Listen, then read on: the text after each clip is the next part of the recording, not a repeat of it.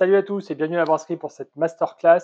Comment créer sa microbrasserie en France. Donc on est en 2023, ce sera encore d'actualité pour 2024 sûrement, même s'il va y avoir des petites modifications au Sénat. On aura l'occasion d'en parler le long de la présentation. Alors, il y a longtemps que je voulais vous faire cette vidéo, vous expliquer pourquoi maintenant je me sens légitime pour le faire et pourquoi ce n'était pas le cas il y a encore un an. Déjà, c'est mon parcours côté brassicole. Moi, ça fait 12 ans que je brasse. C'est ma deuxième brasserie, puisque la brasserie du Houblon d'Argent a déjà 6 ans. Et ma brasserie Galilée a 3 ans. Et élément important, c'est que je me paye depuis plusieurs mois. Donc c'est que ma brasserie est aujourd'hui viable. J'ai aussi la chance de visiter énormément de brasseries. Je suis passé vous voir un peu partout en France. Je suis membre de SNVI pour le 91. Et je suis aussi membre d'une association qui s'appelle Abel, qui est une association plutôt dans l'Eure-et-Loir. Alors j'ai aussi un gros background business, puisque moi j'ai fait une école de commerce, donc rien à voir avec la bière étant ma passion, mais pour en vivre, il va falloir aussi parler un petit peu business. J'ai fait de la direction financière dans un grand groupe agroalimentaire pendant plusieurs années. J'ai fait aussi de la direction opérationnelle, donc dans des grosses usines qui sont très loin de ce que je vis aujourd'hui, mais c'est un autre plaisir que je vis aujourd'hui à créer toutes ces recettes. Et pour ne pas me déconnecter de la réalité, je continue à être formateur dans des grandes écoles pour tout ce qui va être HACCP, qualité système, etc. Donc l'idée, c'était pas du tout de me faire mousser, c'est juste que vous dire, voilà, je me sens légitime de pouvoir vous expliquer un petit peu comment on monte sa microbrasserie. Après, j'ai vraiment tendance à dire, les conseilleurs ne sont pas les payeurs, donc moi, je vais vous donner que des conseils. Certains points réglementaires, par contre, parce que alors, ça restera des conseils, et pas vous choisissez de suivre la loi ou pas. Et je vous y invite quand même fortement si vous voulez que votre business dure dans le temps. Alors si cette vidéo vous a plu, vous a vraiment aidé à créer votre microbrasserie, je vous invite à mettre un petit j'aime, ça coûte rien. Et si vous voulez faire un petit don à la brasserie, vous avez juste à cliquer sur le super thanks qui est juste en dessous. Alors cette vidéo est clairement axée pour ceux qui veulent créer leur microbrasserie et qui n'ont pas encore commencé, qui sont un petit peu dans la réflexion. Clairement, si vous êtes en cours, vous allez avoir plein de trucs qui peuvent vous aider, parce qu'il y a tout un plan d'action sur tout ce qu'il y a à faire, vérifier que vous avez déjà tout fait. Ceux qui ont déjà créé leur brasserie, allez vérifier que vous n'avez rien oublié, parce que moi j'en ai appris plein encore ces derniers mois. Des trucs que j'avais pu oublier, le fait d'être au SNVI, ça m'a bien rafraîchi sur certains sujets. Donc ça devrait aider un petit peu ces trois types de population. Et enfin, si vous êtes juste amateur de bière, ça va aussi vous intéresser de voir la complexité qui se cache derrière une microbrasserie. C'est pas juste des très bonnes bières, c'est aussi un vrai business à maintenir. Donc vous l'aurez compris, on va parler de votre projet. Donc je vais prendre à chaque fois le mien en parallèle pour vous expliquer ce que moi j'avais en tête, comment je l'avais analysé et où j'en suis aujourd'hui. On va regarder la viabilité, donc on va beaucoup parler argent. Enfin, il y a tout un blog sur l'argent, même s'il n'y a pas que cette partie-là. C'est clairement un des gros sujets, parce que si demain vous n'avez pas à vous payer, vous n'aurez pas le plaisir à maintenir votre microbrasserie, à moins que vous ayez beaucoup d'argent et que dans ce cas-là, ce soit à perte, mais même ce serait quand même dommage. Il y a de quoi que ce soit un petit peu rentable une microbrasserie. Et on finira par le plan d'action. Qu'est-ce que vous devez faire pour vraiment lancer votre microbrasserie et combien de temps ça prend? Je vous ai mis mon exemple. Vous allez voir qu'il y a des temps qui sont très longs, des temps administratifs, vous êtes obligé d'attendre 3-4 mois juste pour avoir une réponse de l'administration. Alors ce que j'ai retenu de mon expérience dans des grosses sociétés, c'est qu'il y a plein de questions à se poser avant le projet, parce que quand vous allez avoir la tête dans le guidon, il va falloir vous raccrocher à ces questions-là. Entre autres, c'est le pourquoi vous voulez monter votre microbrasserie. C'est important parce que quand vous avez des moments de doute, des moments où la trésor va être un peu dans le rouge, il faudra vous y référer à ces questions auxquelles vous aurez répondu aujourd'hui. Donc, important de se poser la question de pourquoi vous voulez faire cette brasserie, mais aussi est-ce que ça va impacter vos proches. Parce que clairement, vous allez peut-être moins voir votre compagne, votre compagnon, vous allez peut-être moins voir vos enfants, etc. Ça, c'est une vraie question à se poser. Combien vous comptez gagner avec cette brasserie? Est-ce que vous avez besoin d'argent qui rentre pour continuer à vivre? Et ensuite, plus autour de vous, qu'est-ce que vous savez bien faire, qu'est-ce que vous ne savez pas quoi trop faire? Il faudra peut-être vous faire accompagner sur certains sujets. Et moi, je m'étais vraiment mis aussi ce point-là, c'est quel est mon plan B si demain ça marche mal. Donc, je me suis toujours dit que s'il fallait, je retournerais salarié, même si au fond de moi, je sais que c'est pas du tout ce qui me plairait. Aujourd'hui, je suis ravi d'être patron de ma brasserie, je ne me vois pas redevenir salarié. Et vous verrez en plan B, du coup, j'ai quand même prévu des choses. Voilà, c'est pas, faut quand même être conscient que le marché est en train d'évoluer, il va falloir que vous l'accompagniez. Mais si vous n'avez pas un plan B, ça peut être un petit peu risqué. Ensuite, il faut vous poser des questions sur votre brasserie. Quel nom elle va avoir? Et soyez clair sur le pourquoi vous allez l'appeler comme ça, parce que vous allez y répondre tous les 5 minutes. Moi, ça fait 3 ans qu'on l'a lancé, la brasserie Galilée. Et la première question qu'on me pose, comme à chaque fois, c'est pourquoi Galilée? Vous voyez, une réponse un petit peu type. Vous allez être rodé, après, au bout d'un moment, c'est même un peu fatigant, vous avez l'impression de, voilà, de tout le temps vous répéter. Et c'est important de savoir répondre à cette question, pourquoi vous avez donné tel nom à votre brasserie. Donc ensuite, il faut réfléchir à la taille de votre brasserie, même si ça va être itératif, puisque vous allez voir quand on va faire le business plan, c'est possible que vous voyez un peu petit.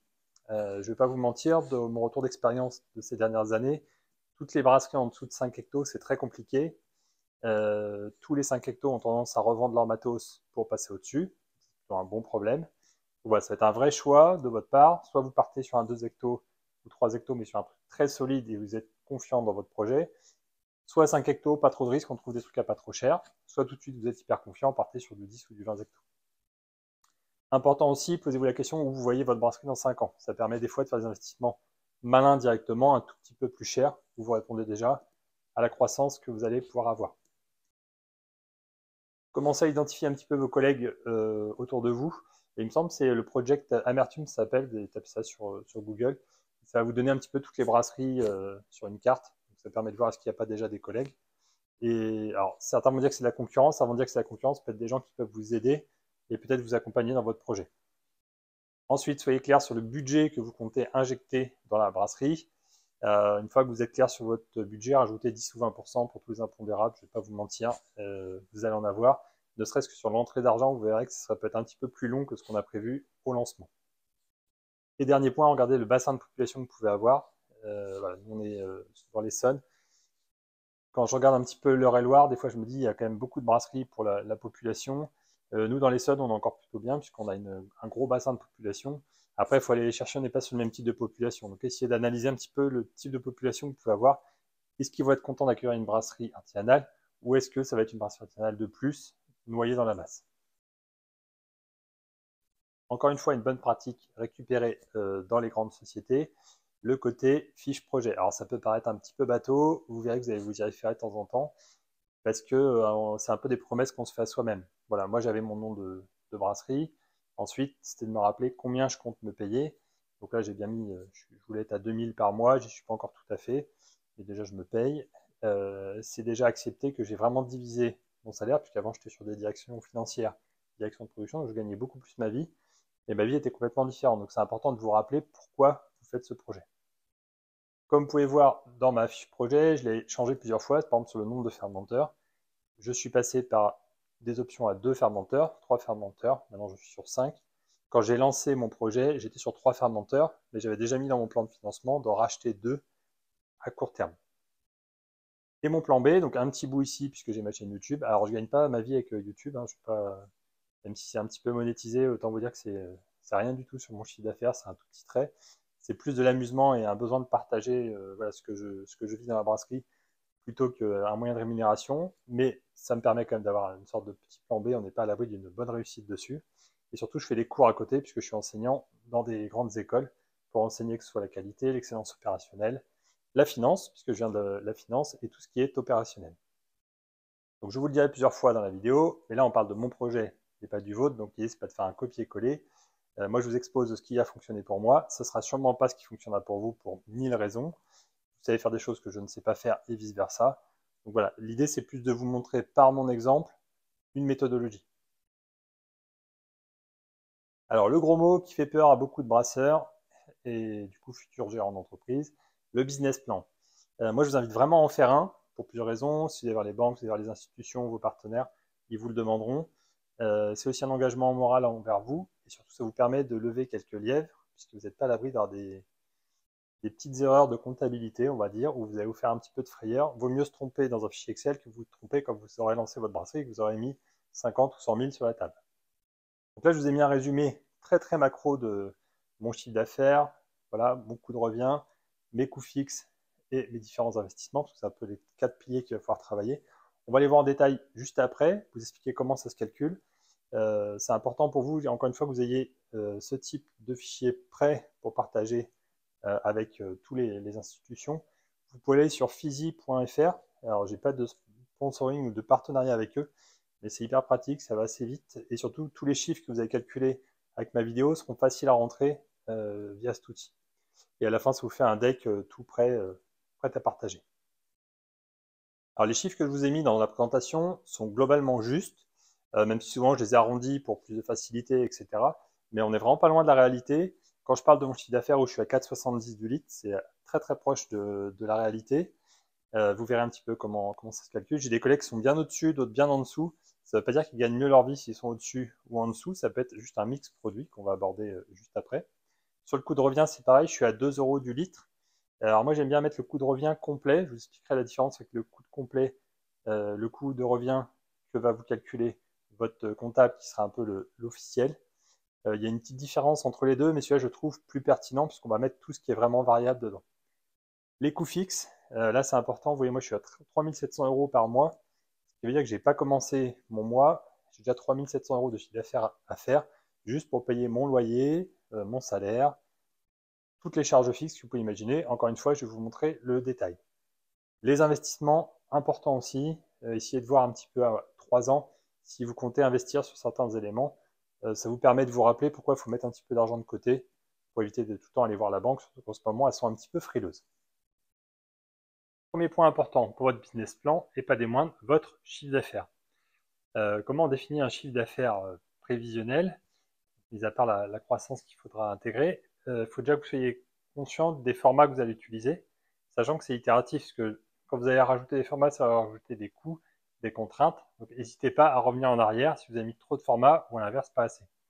Moi, pour mon business case, j'avais mis 33 centilitres, 75 et des petits fûts de 5 litres. Au final, j'ai bien 33, j'ai bien 75 et je passais en fût de 30 litres pour des raisons économiques. Deuxième point important pour définir votre mix, ça va être les canaux de distribution. Parce que c'est pareil, vous allez pouvoir choisir d'être plutôt sur les tables. Par exemple, j'ai un collègue qui fait ça, il a décidé d'être plutôt dans les restaurants, ou à l'inverse, plutôt en grande surface, ou que à votre brasserie. Sachant que chaque choix que vous allez faire va influencer un autre. Je vais prendre l'exemple le plus courant qu'on vit, c'est si vous rentrez en grande surface, vous allez vous faire sortir des cavistes, parce que la grande surface a tendance à baisser les prix, pas forcément de négocier vos prix à la baisse, mais plutôt ils ont des coefficients moins élevés, et du coup le caviste ne va pas pouvoir appliquer le même coefficient, il sera du coup trop cher par rapport à la grande surface. Donc à vous de choisir le positionnement de votre marque. Ensuite, et c'est la seule fois que j'ai utilisé ce mot-là, c'est la concurrence, parce que vos collègues, il faut bien tenir en compte qu'ils sont déjà sur le marché ou ils sont en train de s'implanter, qui ont les mêmes contraintes que vous. Donc il faut bien aller vérifier qu'il n'y a pas déjà trop de monde sur votre marché. Alors, je n'ai pas visité toute la France, mais de ce que j'ai cru voir en Bretagne ou dans le Nord, c'est déjà très chargé. Ensuite, il va falloir choisir un prix de vente. Là, il y a plusieurs méthodes. Soit vous faites un calcul scientifique, etc. Sinon, soyez pragmatique, allez voir en magasin directement. Et du coup, vous regardez ce que font vos collègues. Clairement, ça va dépendre de votre gamme de produits que vous allez choisir. Si vous faites des bières très simples, comparez-vous avec des gens très simples. Je vous dis ça de le faire tout de suite. Moi, j'avais défini mes prix de vente. Quand j'ai commencé à produire, etc., je suis allé faire mes premiers démarchages. On m'a dit, de toute façon, t'es trop cher, regarde, un tel fait tel prix, tel prix. Voilà. Donc, alignez-vous tout de suite, vous allez gagner du temps. Ça évitera une itération. Encore une fois, si vous êtes trop cher, c'est-à-dire trop cher par rapport à votre produit. Si vous choisissez d'être dans du haut de gamme, ça mettra plus de temps à rentrer dans cette niche, mais c'est une démarche qui peut complètement fonctionner. J'ai en tête une brasserie au moins, qui est très chère sur ses bières. C'est un peu difficile au début parce qu'il a fallu qu'il se crée son marché. Maintenant, voilà, les gens savent que ces bières sont chères. Par contre, la qualité est vraiment au rendez-vous. Il est sur des bières un peu d'exception. Donc pour moi, voilà, il n'y a pas de bonne ou mauvaise solution. Soyez juste cohérent dans ce que vous proposez. Une fois que vous avez défini votre prix de vente, réfléchissez un peu aux remises que vous pouvez appliquer à vos clients. Alors moi, je n'en ai pas 50, j'en ai une dégressive à la boutique. Donc, plus les gens achètent un colis gros, plus je vais avoir un prix bas à la bouteille. Et pour les clients pro, ce que je fais, c'est que passer un certain montant de commande, je me permets d'appliquer une remise. Je sais ce qui existe aussi, c'est les clients pro qui vous payent directement. Vous pouvez faire une remise aussi, ça vous évite d'avancer de la trésorerie. Donc une fois que vous avez fait ce petit exercice, vous pouvez remplir le petit tableau comme vous pouvez voir. Ça vous donne une notion de mix entre vos types de formats et les canaux de distribution. Alors j'ai mis un petit attention pour le hors-taxe et le TTC. Si vous êtes en SRL ou URL ou si vous êtes en auto-entrepreneur, c'est deux choses différentes. Voilà, faites attention dans ce cas-là, surtout pour votre trésorerie, ça peut vraiment influencer à un moment donné. Donc comparez vraiment les choses entre elles, TTC avec TTC, hors-taxe avec hors-taxe. Une fois qu'on a défini ce que vous voulez mettre comme canaux de distribution et comme type de format, vous remplissez ce type de tableau, donc avec le prix sur chacun. Vous estimez un petit peu les volumes que vous comptez faire. Alors idéalement, faites-le directement par mois, mais on parlera de la mensualisation juste après. Ça peut quand même fortement influencer. Et là, du coup, vous créez votre mix produit et canal, ce qui permet d'avoir un pourcentage, donc c'est la colonne que vous avez tout à droite. Vous faites ça en volume, vous appliquez un tarif, ça vous fait un chiffre d'affaires, et du coup, ça vous permet de ramener votre chiffre d'affaires au litre. Enfin, on fait une grosse moyenne, parce que vous voyez, il y a des grosses disparités entre si je vends ne serait-ce que du fût en direct, donc c'est moi qui vends directement, ou si je vends un fût que les clients vont rapporter chez eux, c'est du simple au triple, tout simplement. Donc là, ça va fortement influencer votre mix. Donc attention à ça, soyez pas trop optimiste. Moi, je crois que j'avais été un petit peu trop optimiste sur ma boutique. C'est compliqué de faire venir des gens, surtout que je suis dans une zone industrielle. Donc voilà, choisissez bien les canaux. Dites-vous bien que là où vous gagnez le moins d'argent, c'est là où c'est le plus simple aussi. Donc, il faut vraiment trouver cet équilibre. Soyez peut-être un petit peu pessimiste quand vous allez créer votre mix produit. Donc, je vous en parlais. Là, on a fait un peu grosse masse pour le chiffre d'affaires annuel. Si tu regardes mois par mois, c'est important. Parce qu'on va quand même voir une grosse saisonnalité, surtout si c'est dans une zone touristique ou juste on fait de la bière. Donc, il se trouve qu'on boit plus de bière entre mai et juillet août. Et après, sur la partie Noël, mais là, on va tout sur des cadeaux. Mais voilà, c'est plutôt les deux temps forts que moi je vois aujourd'hui. Si vous êtes en zone touristique, ça va exploser entre juin et septembre. Donc ça, il faut vraiment en tenir compte pour une raison principale. C'est que, alors quand je prends mon exemple, que je fais un très bon mois de juin, où je vais dépasser les 10 000 euros de chiffre d'affaires, pour les vendre, il faut que je les ai produits. C'est-à-dire qu'un mois avant ou 2 mois avant, il faut que j'ai déjà fait du stock. Si je peux faire menteur, j'en ai que 5. Donc de toute façon, il faut quand même que j'anticipe. Il va falloir aussi anticiper les matières premières, ce qui veut dire avancer beaucoup de trésorerie. Donc c'est un sujet qu'on va aborder un petit peu plus tard, c'est le besoin en fonds de roulement. Combien d'argent vous avez besoin d'avoir sur votre compte pour être tranquille. Vous ne ferez pas de bonnes affaires à de bons coups comme ça, donc pouvoir vendre beaucoup sur un mois, si vous n'avez pas de stock, si vous n'avez pas d'argent. Deuxième élément important d'un business case, c'est votre coût de revient. Alors moi j'ai tendance à faire un coût de revient complet, qui est un petit peu au-dessus du coût de revient un peu officiel qui va être calculé par votre comptable. L'intérêt, c'est d'y intégrer toutes les énergies, toutes les choses qui vont directement vous coûter dans la bouteille. En gros, j'aime bien distinguer ce qui va vous tomber dessus, quoi qu'il arrive, et tout ce qui est vraiment lié à votre production. Demain, vous arrêtez la production, vous ne payez plus. Alors pour l'électricité, c'est à moitié vrai, parce qu'il y a toujours 2-3 taxes qui se promènent. Mais globalement, si je coupe toute l'électricité, je vais faire baisser ma facture divisée par 10 quasiment. Donc voilà, c'est ce genre de choses-là. On essaie vraiment de différencier les deux, même si comptablement, c'est un petit peu moins juste. Moi, j'aime bien cette notion de coût de revient complet. Et vous allez voir derrière, ça me permet graphiquement de montrer un petit peu plus clairement justement le seuil de rentabilité. Donc dans mon cas, je vous ai mis la liste de tous mes ingrédients, de tout ce que j'ai besoin pour faire ma bière. Il se trouve qu'en coût complet, je suis autour des 2 euros. Alors si je prends le côté un petit peu plus officiel, je suis à 1,70 €. Celui-là va être important plus pour calculer justement ma marge brute. C'est ce que va calculer votre comptable. C'est un truc un peu officiel. Alors celui-là, il est intéressant surtout de le suivre d'année en année.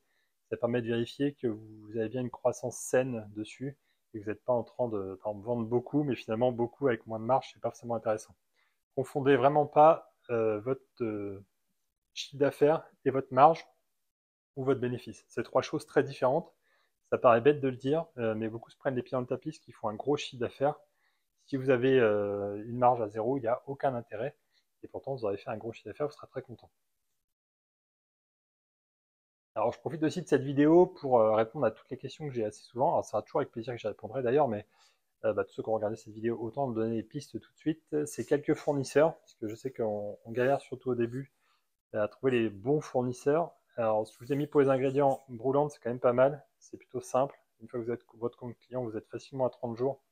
Donc, plutôt cool là-dessus. Brewpark, évidemment. Celui-là, vous allez avoir pas mal d'ingrédients où ils sont revendeurs exclusifs, donc ça, c'est plutôt cool. Paul Sinelli, même si niveau SAV, tout ça, j'ai toujours des problématiques. Mais ils ont quand même quelques houblons que d'autres ne font pas. Voilà, il y a ça peut vous servir sur certains points. Comptoir du houblon pour le houblon, etc. Niveau ingrédients, vous pouvez fouiller un petit peu. Côté emballage, toujours compliqué. Moi, je bosse avec Temaco sur le verre. Berlin Packaging, vous pouvez trouver aussi. Ce qui paraissait pas mal, c'est un peu moins cher. Pour tout ce qui est carton EcoBag, carton service, à Provins pour des plus petites quantités, et Polycake pour mes fûts. Alors je vous ai mis ce que moi j'utilisais, hein, c'est pas exhaustif. Voilà, l'idée c'était vous en présenter quelques-uns, n'hésitez pas à aller voir. Moi c'est suite à 2 ans donc, de négociation, renégociation, c'est pour ça que je bosse avec eux. Ensuite, les groupements de brasseurs, n'hésitez pas à vous regrouper pour acheter, vous allez avoir des meilleurs prix. Il y en a un qui fait ça bien, c'est NegoBrass, puisque ça fait partie du SMBI. Ça m'a aidé moi sur quelques fournisseurs. C'est pas intéressant sur tout, mais sur quelques fournisseurs c'est pas mal. Puis à la limite, ça vous donne aussi la liste des différents fournisseurs. Et après des groupements, donc nous on a créé une association dans l'Eure-et-Loire. Donc moi je suis limitrophe, c'est le L de Abel, l'association des brasseries d'Eure-et-Loire et limitrophe. Puisque du coup on peut faire des achats groupés, ce qui permet de casser un petit peu les prix. Enfin à défaut de les casser, au moins de les baisser ou acheter plus local, voilà, s'organiser pour faire un petit peu mieux et limiter cette inflation. 2-3 fournisseurs côté énergie. Moi, je suis NJ en électricité, plutôt content avec mon contrat vert, donc plutôt l'énergie renouvelable. Ça me permet de limiter les hausses que beaucoup ont vécues là dernièrement. Côté gaz, je suis chez Vitogaz. Anciennement, j'étais chez Antargaz. Antargaz, c'était très facile, c'était pas mal. Vitogaz, je suis assez content, et surtout que c'est un contrat Negobras, donc j'ai vraiment baissé les prix, je suis passé en citerne, et j'ai amorti l'investissement de ma citerne en même pas un peu moins d'un an. Voilà, donc si je n'ai pas exhaustif, encore une fois, la liste, l'idée c'était de vous donner 2-3 pistes de fournisseurs qui peuvent vous aider. Sans transition, on peut parler de la marge brute, donc celle qui va être officielle. On reprend l'idée du coût de revient là, qui était 1,70. L'idée, c'est de regarder votre chiffre d'affaires. Vous faites la soustraction de tous les coûts variables que vous pouvez avoir. Ça va vous donner votre marge brute. L'idéal, c'est de regarder en pourcentage. En pourcentage, moi, je suis à 64%, ce qui est à peu près dans la moyenne nationale sur le sujet. Clairement, votre mix va jouer hein, sur ce thème-là, parce que votre marge n'est pas la même selon les différents produits. Ce qui est intéressant de voir aussi, c'est les 50 000 euros que je génère juste en vendant mes produits. Ces 50 000 euros vont pouvoir me permettre de payer toutes mes charges fixes, donc mes fameux 3 700 euros par mois. Alors pour moi, sûrement le plus gros sujet de cette vidéo, là où beaucoup se ratent, c'est les coûts fixes. Ça va tomber tous les mois, que vous le vouliez ou non. Donc c'est vraiment là-dessus, il ne faut pas se rater, il faut être exhaustif, pas hésiter à être un peu pessimiste même quand vous allez faire votre business case. On va commencer par votre salaire. Vous verrez que c'est le plus compliqué. Moi, c'est souvent ma variable d'ajustement. D'ailleurs, j'ai fait une petite vidéo, je vous la remets là. N'hésitez pas à aller voir un petit peu le détail, mais c'est vrai que je me sers comme variable d'ajustement mon salaire. Donc des mois, je me paye bien, des mois un peu moins bien, parce que j'ai pas encore assez de trésorerie pour vraiment avoir comme un truc fixe. Puis je suis quelqu'un d'assez prudent, on va dire. Je préfère garder de l'argent sur la brasserie pour être sûr de pouvoir faire des bons investissements. Et puis je me dis, bah tant pis, mon salaire, j'en après le mois d'après. C'est important avec l'URSSAF, hein, parce que l'URSSAF, même si vous ne payez pas, vous en aurez à payer. Pour ma part, le loyer, c'est important. Tout ce qui est remboursement d'emprunt, comptable, etc. Et si vous voulez plus de détails, allez plutôt voir mon autre vidéo, parce que là, j'explique vraiment le détail du détail de tout ce qu'il y a dedans. Je peux vous faire une rédite de cette partie-là. Mais voilà, gardez en tête que 3 700 euros par mois, finalement, c'est beaucoup. Alors qu'en fait, j'ai rien d'exceptionnel dedans. Et c'est ce que vous allez forcément vivre. Voilà, un loyer, vous risquez d'en avoir un emprunt, vous risquez d'en avoir un comptable, c'est quasiment sûr que vous en aurez un. Voilà, toutes ces choses-là, il n'y a rien de superflu dans tout ça. Et bien, une fois qu'on a un chiffre d'affaires, qu'on a des coûts fixes et qu'on a des coûts variables, c'est assez simple de définir un seuil de rentabilité. Donc on aime bien faire ce type de graphique. Vous voyez très bien la partie coût fixe, vous voyez la partie variable, et on regarde à quel endroit ça se croise, donc à quel moment votre chiffre d'affaires dépasse ce que ça vous a coûté. Donc moi, pour mon cas, vous voyez qu'autour des 14 hectos, je vais savoir me payer, puisque dans ma partie fixe, j'ai mis mon salaire, je vais savoir me payer et payer toutes mes charges. Donc tout ce qui va être au-dessus des 14 hectos, là, je vais pouvoir commencer à faire de la trésor et préparer mes investissements de demain. Alors c'est une vision comptable, donc c'est pas ma préférée. Je vais vous présenter une deuxième que je trouve un peu plus visuelle. Donc la grosse barre jaune qui est apparue, c'est juste donc, votre salaire, la partie fixe. Voilà, vous allez pouvoir commencer à vous payer 8-9 hectos. Donc ça, c'est la partie jaune qui va être entre les deux ronds rouges. Là, vous pouvez commencer à vous payez complètement, passer les 14, et vous faites de la trésorerie, passer les 14, ou vous choisissez de vous payer plus. Voilà, ça permet d'avoir une vision un petit peu plus claire de ce que vous pouvez faire ou pas avec votre chiffre d'affaires. Donc point important, vous voyez surtout que tout ce qui va être avant les 8-9 hectos, vous perdez de l'argent.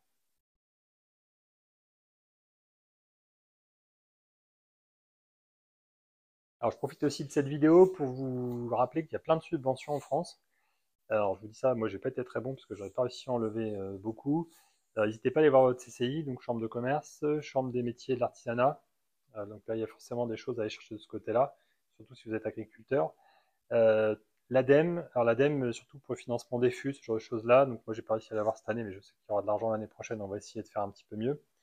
Initiative France, donc généralement c'est l'initiative et votre département. Là moi j'ai réussi à avoir un prêt à taux zéro, ce genre de choses-là, des financements qui peuvent être plutôt intéressants. Le crowdfunding, donc le fait d'aller sur des plateformes comme Mimosa, Libellule, il me semble qu'il y a, enfin voilà, ce genre de plateforme. Moi j'ai j'ai préféré ne pas l'utiliser pour le moment. C'est quelque chose que j'utiliserai dans un second temps, plutôt que je voudrais une brasserie un petit peu plus grosse. Là, on fera du financement participatif. Ça me permettra aussi de déjà avoir un réseau bien ancré. Voilà. Si j'avais demandé avant, personne ne me connaît. Ça n'a pas été une grosse levée de fonds. Là, je le ferai plutôt pour une levée de fonds un peu plus importante. La love money, donc terme anglo-saxon, l'idée c'est assez simple, c'est que vous avez de la famille, ils vont vouloir mettre de l'argent dedans, bah, profitez-en, faites-leur des tarifs. C'est important de vendre, même si c'est pas à plein pot pour votre famille, pensez à vendre parce que vous avez quand même une boîte à faire tourner. Donc il faut vraiment trouver l'équilibre et dites-vous surtout que s'ils y tiennent, comment à investir dans votre société. Donc c'est pour votre bien qu'ils veulent mettre de l'argent, donc acceptez qu'ils veulent bien acheter votre bière, même si oui, ça fait toujours mal de devoir vendre même sa bière à ses parents. Voilà, dites-vous que eux, ça leur fait plaisir de mettre de l'argent dans votre entreprise. Et le dernier point sera la banque. La banque, elle va justement regarder votre business case, donc votre business plan. Soyez le plus transparent avec eux, parce que eux, ils ont tout intérêt à récupérer leur argent, et de toute façon, ils vont le récupérer. Donc voilà, ils vous prêteront de l'argent. En ce moment, c'est plus compliqué, mais surtout, ils vont chercher à le récupérer. Donc prenez pas de risques inconsidérés. Il y a plein de modes de financement différents. Si des fois la banque ne veut pas vous suivre, ça doit vous éveiller des soupçons. S'ils suivent, faites aussi attention que vous êtes conscient dans votre projet. Donc, tout à l'heure, je vous ai un peu abordé la notion de saisonnalité. Du coup, ça va nous faire un bon écho avec le BFR, donc le besoin en fonds de roulement, et la trésorerie. Parce que clairement, vous pouvez avoir des grosses fluctuations d'argent dans votre année, et clairement, vous ne pourrez pas réussir de bons coups si vous n'avez pas d'argent sur votre compte. Le BFR, c'est pareil, c'est un élément comptable, donc ça se calcule. Alors, faites assez simple, vous prenez la valeur de votre stock, donc, combien vous avez en hecto. Moi, j'ai à peu près 40 hectos en stock. Ça peut paraître beaucoup, mais j'ai beaucoup de références. Et comme je vous disais, moi, j'ai déjà 3 formats, donc ça va assez vite. J'ai une gamme de 5 plus des éphémères. Donc 40 hectos, finalement, c'est pas grand-chose. Enfin, pour une petite structure comme la mienne. Ensuite, vous prenez vos créances clients. Donc moi, mes clients payent à 30 jours, donc en théorie et en moyenne, on va dire. Donc on va dire que ça me fait 6 000 euros. Et ensuite, toutes mes dettes fournisseurs, donc ce que moi je dois à mes fournisseurs. Et là, pour le coup, il y en a plein où j'ai pas du tout de délai, donc je dois payer tout de suite. C'est même la plupart. Sur quelques-uns, j'arrive à avoir du 30 jours. Après, je vous avouerai que dès que je peux payer, je paye, ça me libère un peu l'esprit. Et quand on fait tout ça, globalement, moi, je me retrouve avec 12 000 euros de BFR. Donc, je vais vous montrer une version un petit peu plus pragmatique que la version comptable. Pour faire simple, une fois que vous avez calculé votre chiffre d'affaires moyen annuel, vous faites x2, c'est ce que vous devez avoir sur votre compte. Ça vous simplifie vraiment la vie, puisque moi aujourd'hui je sais que je dois être à 12 000, je ne suis pas encore. Je sais qu'en dessous de 2000, entre 2000 et 0, on va dire, là c'est le truc interdit pour moi, parce qu'il suffit qu'il me tombe un truc. J'ai eu ça sur un retard de facture, une facture que j'y pensais même plus, elle avait 1 an et demi de retard. Prélèvement automatique, bim, je me suis tapé 2000 euros de prélèvement d'un coup. Ça peut arriver. Donc si vous ne les avez pas sur le compte, ça peut vite faire mal. La zone orange, quand vous êtes entre, pour ma part, 2000 et 10 000, voilà, c'est maintenant que je navigue aujourd'hui. Quand je serai au-dessus des 10-12 000, là on est bien. Et surtout, ça permet de s'ouvrir à des investissements et à réussir les bons coups. Ça permet de faire un gros investissement d'un coup, de retomber dans l'orange un petit peu pour pouvoir remonter encore un petit peu plus. Quelques conseils, essayez de tout mensualiser, ça simplifie un petit peu la vie. Prélèvement ou pas prélèvement, mais au moins que tout soit mensualisé. Comme je vous disais, attention aux factures qui traînent. Bon, moi j'ai eu la mauvaise expérience d'une facture qui est sortie 1 an et demi, 2 ans après, et ça c'était un peu, voilà, c'était un petit peu pénible. Elle était dans mon bilan, mais j'avais pas fait attention. La TVA, vous allez acheter du 5,5, hein, du grain, etc. C'est principalement du 5,5, voire à l'étranger. Moi, mes fûts Polycag, ils viennent de l'étranger, donc il n'y a pas de TVA. Par contre, vous allez revendre du 20%. Donc, ce qui veut dire que vous allez avoir pas mal de TVA. Même si théoriquement vous l'avez encaissé, puis avoir un gros décalage entre les deux, c'est pareil, ça peut vite faire un bon montant à avancer. Et dernier point, attention, vous allez payer des clients, plus facile à dire qu'à faire. Parce qu'effectivement, il y a des clients qui ont du mal à payer, et c'est compliqué, en fait, c'est une relation commerciale. Et si vous vous retrouvez avec trop d'impayés clients, ça peut vite être très très problématique. Alors je m'arrête là pour la partie financière, mais oui, clairement, vous voyez qu'il faut y passer un petit peu de temps, il faut se poser, faire plusieurs itérations, comprendre un petit peu ce que vous comptez faire. Voilà, une fois que les dés seront lancés, que vous aurez lancé votre société, si c'est pas rentable, il y a forcément d'intérêt et vous ne tiendrez pas dans le temps, vous allez mal dormir. C'est vraiment pas l'objectif, il vaut mieux se poser les questions avant, voir quel levier vous avez, il y en a plusieurs qui existent. Il y a plein de brasseries qui fonctionnent bien, donc voilà, il n'y a pas de raison, il ne faut juste pas se tromper sur son business case de démarrage. On va pouvoir passer à d'autres sujets, des sujets un petit peu plus, alors pas plus légers, mais plus organisationnels. On va parler un peu moins d'argent et on va essayer de se projeter plutôt sur comment on fait d'un point de vue pratico-pratique pour monter sa brasserie. Alors, je vous ai mis un petit plan d'action et un planning avec différentes étapes à suivre. Donc, on va d'abord parler du plan d'action et ensuite, je vous parlerai des différentes étapes importantes qui, pour moi, j'aime bien cette idée-là. Vous mettez 6 bouteilles de champagne au frais et vous pouvez en ouvrir une à chaque étape passée. Côté plan d'action, le premier, c'est analyser le marché. Donc, important, ce que je vous disais, regardez un petit peu ce qui se fait autour de vous. Trouvez votre local, important. Achetez votre matériel, ça peut prendre un petit peu de temps. Avec du recul, moi j'ai acheté du neuf, peut-être que j'irai plutôt sur de l'occasion à y réfléchir. Par contre, je suis assez content de mon format en 5 hectos. Commencez à contacter vos partenaires, donc commencez à voir avec quelle banque vous allez travailler, avec quelle assurance, si vous avez besoin d'une alarme, si vous avez besoin d'un logiciel, etc. Bah, toutes ces choses-là, essayez de le faire en amont. En parallèle, vous pouvez contacter l'administration. Le premier, les douanes, pour voir ce qui est faisable ou pas. Les douanes, en fait, ça va être très itératif avec votre local, puisque eux vont demander si vous avez le numéro du local, on a besoin de savoir pour l'entrée, etc. Voilà, selon les douanes, c'est plus ou moins compliqué, mais ça doit pouvoir se faire, ça va être assez itératif. Ça va être un petit peu pareil avec votre comptable, si vous voulez bosser avec pour faire votre statut, vous verrez que tant que vous n'avez pas votre local, c'est un petit peu compliqué. Voilà, tout ça, ça va se jouer pour une semaine ou deux, là, ça va être assez itératif entre les trois. Et à la fin, tout le monde va signer en bas de la page. Mais c'est un petit peu long et un petit peu lourd. C'est pas mal de coups de fil. Votre mairie, le plus tôt possible, de venir présenter votre projet. Vous aurez des papiers à récupérer chez eux, de toute façon, l'autorisation d'activité. Et selon la taille de votre mairie, vous pouvez aussi récupérer votre petite licence. Sinon, il faut passer par la préfecture, mais il me semble qu'ils peuvent vous accompagner si c'est une ville de plus de 5000 habitants. Votre CCI qui pourrait être de bons conseils, donc n'hésitez pas à passer les voir. Vous verrez dans le planning, il y a tout un moment où vous avez un petit peu de temps. La CMA, alors si vous faites des marchés, vous aurez de toute façon besoin de payer une petite carte. Dans tous les cas, ils peuvent vous aider, entre autres sur subventions, comme je vous disais. La DTT, si vous avez besoin d'accueillir du public, moi c'est mon cas, je peux accueillir du public. La mairie m'a beaucoup aidé sur ce point-là, donc n'hésitez pas aussi à les contacter. Et l'URSSAF, là c'est le plus long, juste pour pouvoir payer vos taxes correctement. Moi, juste pour la petite anecdote, moi ça a pris 1 an et demi pour que je puisse être déclaré correctement. Et dernière étape, on valide le business plan, vous avez fait toutes les itérations, et on peut commencer à lever les fonds. Ça fait bizarre quand vous recevez votre premier virement de la banque pour acheter vos machines, mais c'est une vraie étape. Donc si on va justement du côté des étapes, vous lancez votre projet, vous l'avez en tête. La première, vous vérifiez que votre marché existe. C'est bien beau de faire de la bière.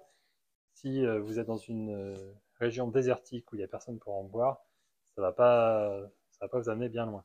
C'est surtout qu'il faut que vous preniez conscience du volume que vous allez devoir vendre. Donc vérifiez bien que votre marché existe. Une fois que ça c'est fait, vous pouvez trouver votre local. Le local, c'est quand même un point important parce que je vous dis, les douanes et la création de votre statut va en dépendre.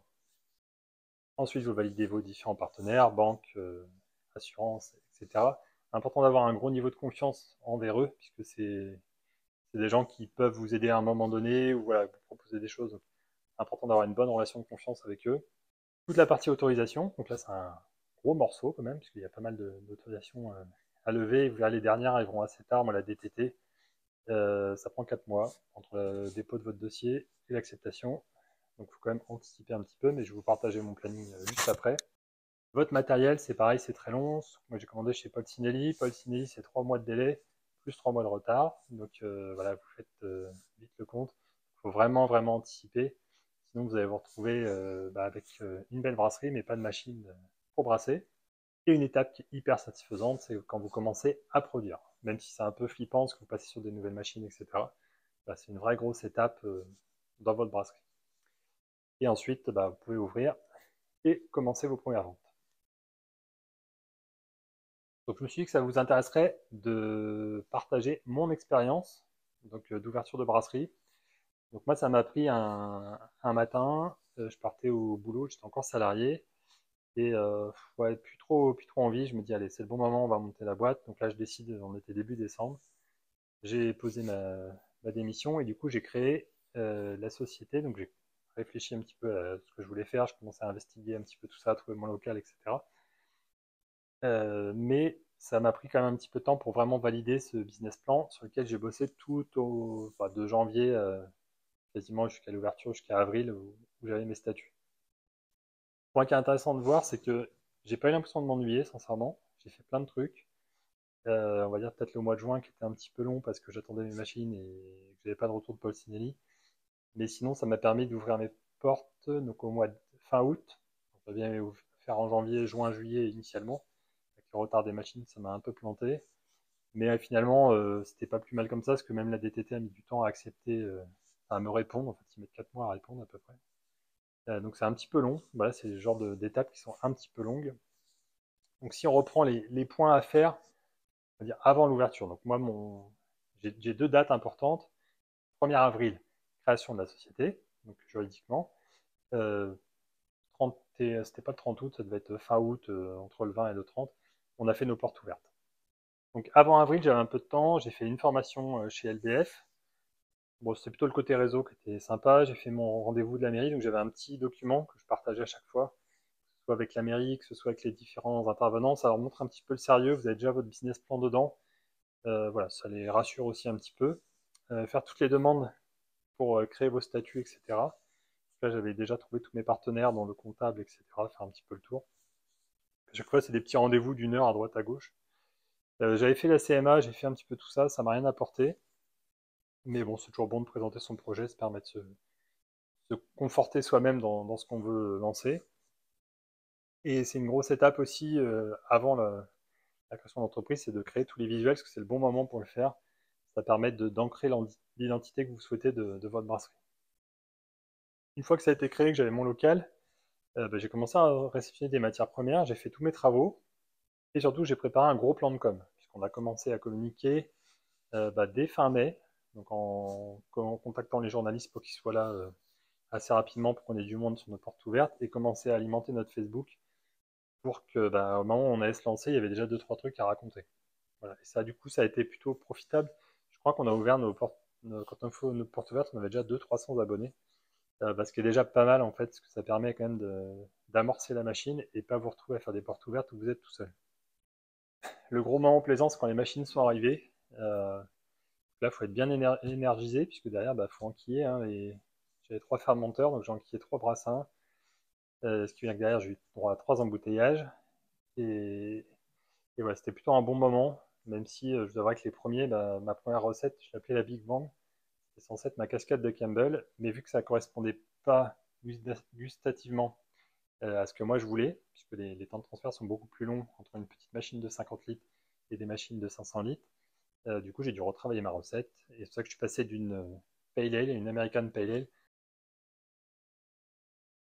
Je vous ai remis aussi tous les partenaires ou toutes les personnes à contacter. Donc les douanes, on en a parlé, pour le numéro d'assise et pour déclarer votre stock, qui vont vous aider un petit peu, voir si votre logiciel répond bien à toutes les normes. Surtout qu'au 1er janvier 2024, ça doit être plus que les douanes, il me semble qu'on va passer directement sous Bercy, donc le ministère des Finances. On va voir comment ça se goupille. Et en les appelant de toute façon l'année prochaine, ils sauront vous aider. Votre mairie, j'insiste, mais déjà ils peuvent vous ennuyer s'ils ne sont pas trop contents de vous voir arriver. ou à l'inverse, vraiment beaucoup vous aider. Moi, c'est plutôt j'ai eu ce cas-là où ils m'ont vraiment accompagné. Et encore aujourd'hui, c'est vraiment un très bon partenaire, entre autres quand on fait notre festival de bière. Le SNBI peuvent être de très bons conseils. Voilà, donc n'hésitez pas à les contacter ou à passer voir votre représentant de la région. Si vous êtes dans l'Essonne, c'est facile, vous venez me voir. Si vous êtes dans une autre région, vous avez forcément un représentant du SNBI dans votre région. Donc tous vos autres partenaires, banques, assurances, comptables. Encore une fois, important de bien les choisir, parce que c'est des gens en qui vous devez avoir confiance. La CCI, la CMA et bien sûr la DTT si besoin d'avoir un accueil du public. Alors je me suis dit que ce serait aussi cool d'avoir une petite synthèse de toutes les cotisations qu'on a payées, parce que finalement il y en a pas mal, j'en découvre encore. J'espère avoir été exhaustif, parce que j'ai l'impression d'en découvrir tous les jours. Donc on va commencer par les faciles. Donc les obligatoires, la partie CMA, si vous faites des marchés, c'est une petite carte, ça coûte une vingtaine d'euros. Il y a une nouvelle cotisation volontaire obligatoire pour le houblon. Moi je crois que je suis à 15-20 euros par an. Tout ce qui est recyclage, donc là vous choisissez un recycleur, moi je crois que je suis chez Citeo. Pareil, c'est une centaine d'euros. Tout ce qui va être URSSAF en cotisation, CFE, tout ce qui va être la taxe foncière, votre médiateur si vous n'êtes pas au syndicat, c'est obligatoire donc à mettre dans vos CGV, et l'assurance. Alors j'ai mis tout ça surtout quand vous avez votre business case à faire dans les charges fixes, c'est des choses qu'il faut penser. Et de toute façon ça vous tombera dessus, donc mettez-le directement dans vos charges. Et j'en ai mis quelques-uns recommandés, donc je vous disais un syndicat, donc Brasseurs de France ou le SNBI, ça peut vous apporter une vraie protection juridique. Et comme je vous disais, en tout cas pour le SNBI, ils ont un médiateur, donc du coup moi je l'ai dans mes CGV, j'utilise le médiateur du SNBI. Un gros 6 d'achat, ça peut être une structure comme nous on a créé dans le 28, ou le SNBI fait Négobrass par exemple. Je ne sais pas si Brasseurs de France ont la même chose, j'imagine. Vos différents labels, si vous êtes Madine quelque chose, si vous êtes bio, si vous êtes toutes ces choses-là. Donc là, c'est pareil, hein, à chaque fois, c'est un petit billet de 100 en moyenne, hein, ce genre de choses-là. Alors sur le bio, je ne sais pas trop combien ça coûte, mais j'imagine que c'est pas gratuit. Tous les festivals et marchés, vous verrez à chaque fois, c'est un petit billet. Très peu de marchés gratuits, hein, souvent, on vous prend une petite cotisation dessus. Et le dernier, parce qu'on n'y pense pas, mais si vous voulez mettre des codes barres sur vos bouteilles, il y a des astuces, hein, je crois, pour mettre des codes barres américains, je sais pas quoi. Si vous êtes en France, ça pourrait 100 euros par an. Bon, si vous êtes encore là, c'est que je ne vous ai pas assommé. J'ai encore quelques conseils pour vous. Le premier, n'hésitez pas à vous faire un plan d'action. Alors, c'est très grosse entreprise, mais clairement, ça fonctionne. Sinon, vous allez en perdre la moitié. Moi, je prends mon Google Task. Je mets toutes mes tâches. Ça me permet d'être sûr que je n'oublie rien. Surtout quand tout arrive en même temps. Si vous n'êtes pas un peu structuré, vous risquez d'en rater. Important d'écrire un planning, surtout un planning de production. Parce que vous allez voir qu'au début, il n'y avait pas beaucoup de fermenteurs et vous risquez de vous marcher sur les pieds. Surtout que la production, je ne vais pas vous l'apprendre, mais ça prend un petit peu de temps, hein. On ne produit pas un jour et on vend le lendemain. On a des temps qui sont assez longs, donc voilà, il faut vraiment penser à faire un petit planning de production pour être clair de ce que vous pouvez faire ou pas. Surtout que vos clients détestent les ruptures. Quand vous commencez à aller voir des pros et que vous êtes en rupture tous les 5 minutes, ça ne va pas les amuser trop souvent et vous risquez de les perdre. Donc important d'avoir un bon planning de production.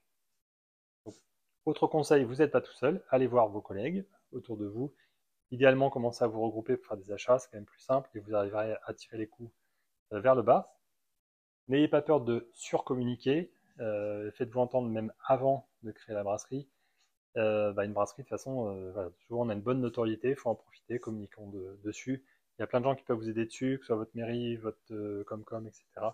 Profitez-en, mais attention à ce que vous dites, parce que par exemple, souvent je vois des gens qui communiquent brasserie artisanale. Brasserie artisanale, c'est réglementé, il faut que vous ayez 3 ans d'activité déjà. Donc voilà, attention à ce que vous allez mettre dans vos communications, mais sinon n'hésitez pas à communiquer. À partir du moment où c'est sincère et c'est juste, il n'y a pas de raison et vous ne ferez pas taper sur les doigts. Le nerf de la guerre, mais j'en ai parlé plutôt en début de vidéo, la trésorerie. Attention à votre trésorerie. Malheureusement, vous n'avez pas de bons coups en achat ou en vente si vous n'avez pas de trésorerie. Si vous n'avez pas de stock, voilà, vous ne pourrez pas vendre ce que vous n'avez pas pu produire. Et c'est là-dessus que généralement on se fait notre année, ça va être sur 2-3 gros événements où il faut répondre présent. Et je me suis dit que j'allais vous donner une lecture en tant qu'intervenant dans des écoles. C'est le livre que je recommande souvent, qui m'avait été aussi recommandé par un mentor. Ça s'appelle La 25e heure. C'est très structurant, ça vous permet de gagner un petit peu de temps, donc une 25e heure dans votre journée. Après, vous faites ce que vous voulez, peut-être 25e heure, mais clairement, oui, c'est très inspirant, c'est des trucs très pratico-pratiques, c'est pas des manières de faire, etc. C'est très pratico-pratique dans comment vous devez faire dans votre journée pour être efficace. Et je me suis permis de rajouter un dernier slide, même si ce n'était pas du tout l'objectif de cette vidéo, mais j'ai beaucoup de demandes en ce sens-là. Donc je vais commercialiser un petit peu de support pour ceux qui ont besoin. Alors il y a vraiment toute une partie qui va rester gratuite parce que moi je veux vraiment continuer à partager des vidéos comme ça, partager quand vous avez une question, il n'y a pas de souci, j'y répondrai toujours, c'est vraiment un grand plaisir. Mais j'ai des gens qui me demandent un petit peu plus de temps, et bien pour ça j'ai plusieurs options. Soit je viens chez vous, on va faire un procès, je vous fais une analyse complète, soit je peux faire un petit peu sur la gestion, soit plutôt sur la création de votre entreprise. Voilà, j'espère que la masterclass vous a plu, j'espère que c'était assez complet. Encore une fois, n'hésitez pas à me laisser un petit commentaire ou un petit message, je vous répondrai. Et puis si vous avez besoin de plus de support, vous avez vu, maintenant je peux vous proposer des choses un peu plus pointues. Voilà, c'est pas l'objectif premier de la vidéo, mais clairement si je peux aider, ce sera avec grand plaisir. Allez, bon brassage à tous et à très bientôt.